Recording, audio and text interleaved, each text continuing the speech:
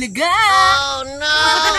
Sa pinakamalupit na channel, Swilin ng Ilonggang Bisaya.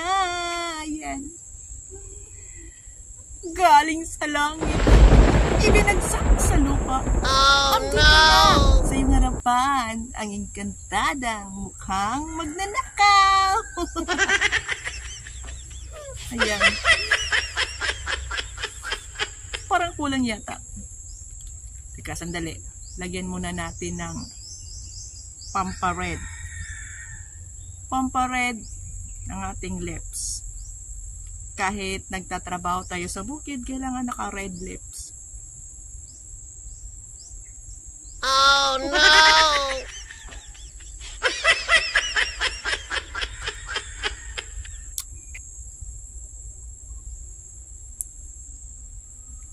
Yan. O, may kulay na yung lips natin. Medyo may beauty na. Sandali.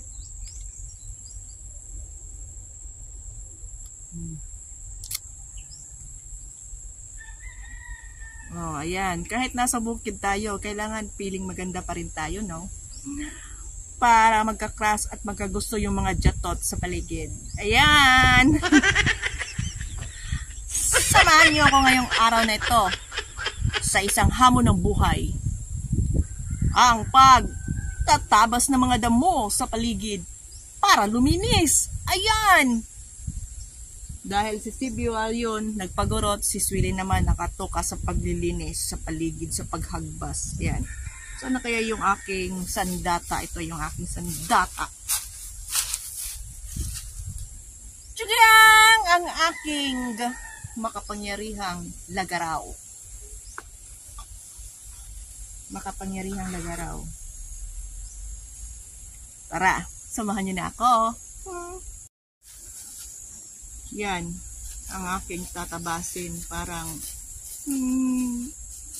ang kapal na mga damo. Ayan. Kaya ng beauty ni Swilin. Naka-red lips pa. Tapos ang kapal ng damo. Iba ka masagupa ko lang dito. Si Haring Ahas. Ita po dahil niya gyatay. Dako, mag-a kayo ng sagbot. Pero, susubukan ko. Dali lang ah. Simulan na natin ang pagtatabas ng mga damo. Ayan. Linisin muna ang mga puno ng saging. Alam ko naman na hindi pari-parehas ang buhay. May saya at may lumbay. Kailangan lang marunong kang makontento at marunong kang lumaban sa hamon ng buhay para maging matibay. 'Di ba? Ayun oh. Ayan. Kahit ganito na mahirap pero masaya, basta marunong ka lang makontento. Mahirap ka man o mayaman, magkaiba ang kwento ng ating buhay. Siyempre, ang mga mayaman, ang problema nila, milyones. Tayo namang mga simpleng tao, ang problema natin, peso lang. Diba? Char! So, gaya kong simpleng tao, kailangan lang naman ang diskarte, sipag at tiyaga. Kung hindi ka marunong dumiskarte sa buhay, walang mangyayari sa'yo. Patay ka sa gutom. Siyempre, pag ganitong gaya ko, na isang magsasaka, diskarte ang kailangan. Kailangan mo rin ng sipag. Kung wala kang sipag, patay ka rin sa gutom. Siyempre no, kailangan mong magsipag, gumising sa umaga para magtrabaho, para may paghanda sa pagkainan. Ganon yon. At saka, kung kontento ka rin sa buhay mo, hindi mo na kailangan paano ba maging masaya. Siyempre, kung kontento ka na, masaya ka na sa buhay na pinili mo. Yung tahimik lang, yung ganito, malayo sa gulo. Ayaw ko ding umasa sa mga bigay. Kasi baka balang araw, mapagsabihan ka. Masakit kaya yun?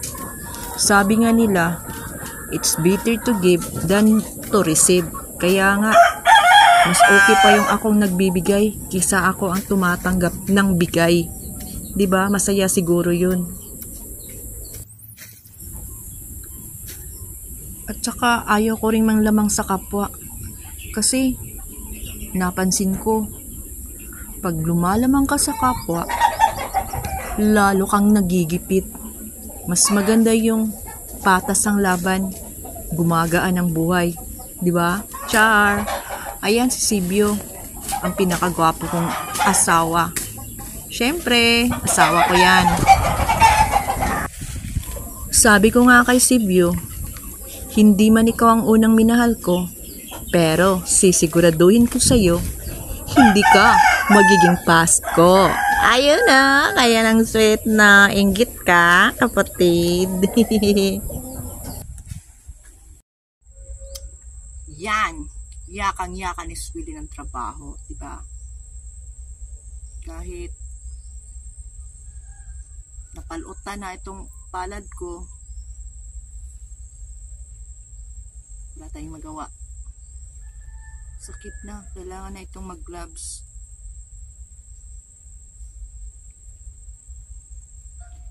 Pahinga muna dahil suping init. Nasira na ang kutis ni Swilin. Ayan. Wala akong kasama. Ako lang mag-isa dito kasi nandun pa si Sibyo. Kasama ko dito mga jatot. Tabi-tabi po sa mga jatot dyan. Yan. Inom na muna tayo ng baon kong tubig. Ito yung baon kong tubig.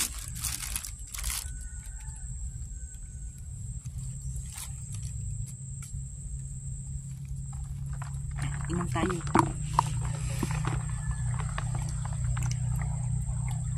Bla bla bla bla bla bla bla.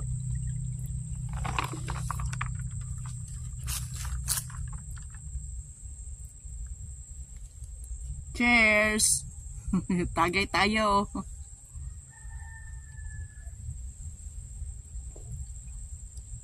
Yan, lumilipad yung lamok. Kalaban mo dito, lamok. At saka yung mga kamag-anak ng mga bees. Yung mga yan, yung mga lampinig, mga putsukan, yung mga ligwan, yung ano pa ba yun sa Bisaya? Basta in the English is family of the best. Ayan.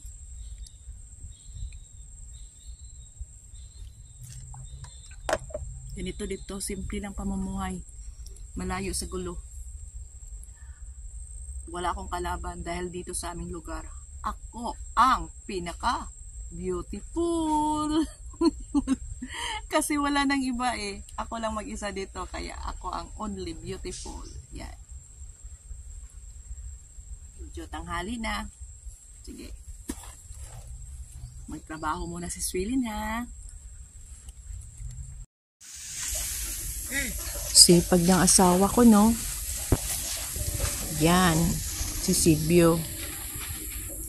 Sabi nga nila, ang pag-ibig ay hindi lang basta-basta isang emosyon, kundi isang desisyon na dapat panindigan. Ayun, no? Sabi sa akin ni Sibyo noon, crush niya daw ako. Sabi niya, nagsimula ka sa mata ko, tumambay ka sa dibdib ko at naging bukang bibig ka at sa huli naging pag-ibig na kita. Nakaka-inlove. Ayan na. Pangarap namin ni Sibyo na balang araw magkakatayo kami dito ng bahay kubo para hindi na kami uwi doon sa syudad at magbabiyahe.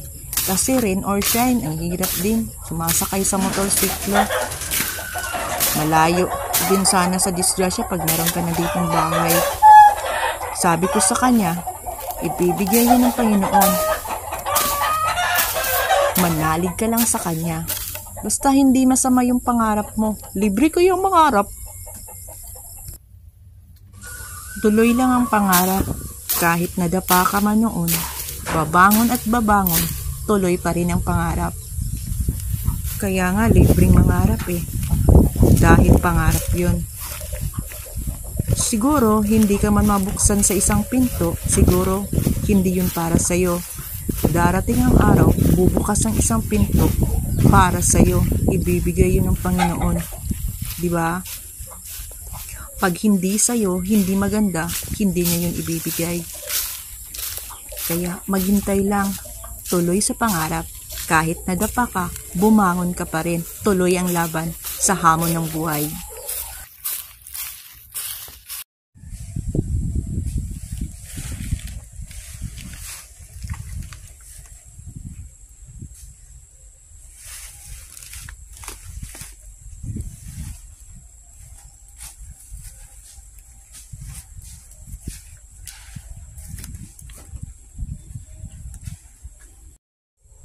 Ayan.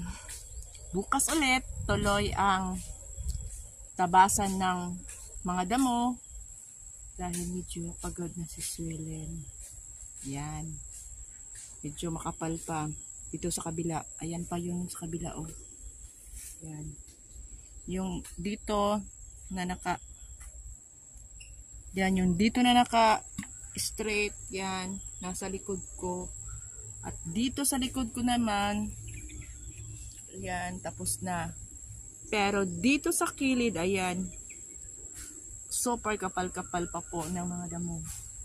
Kaya bukas na naman po ulit sa awa ng Diyos. Yan, tuloy ang pagtatabas ng mga damo. Ayan, ang kitaan lang po dito pag may napulot po tayong mga niyog.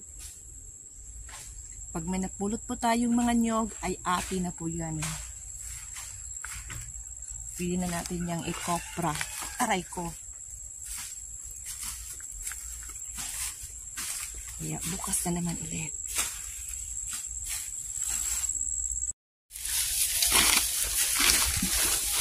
Yan.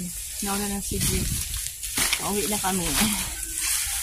Maraming salamat po. Thank you for watching. Pauwi na kami, guys.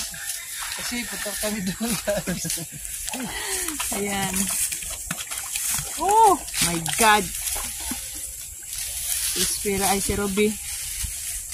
Kala ko kung ano. Yan. Thank you for watching. Ayan. Don't forget to like and share. And subscribe. Thank you po. I love you. Hurot! God bless us all. Thank you for watching.